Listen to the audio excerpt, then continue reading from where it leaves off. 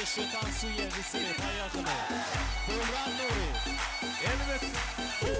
Men geline hilifin orta barin kısırlığın Şoğun asmanı kalırdınız Tansın lezzetini alırlıdın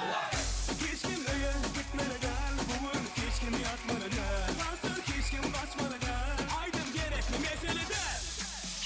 Elini çar çar çar çar Tansın boğsunu tap tap tap Durma elini çar çar çar Tansın boğsunu tap tap tap Her kardeş zurnayı çal çal çal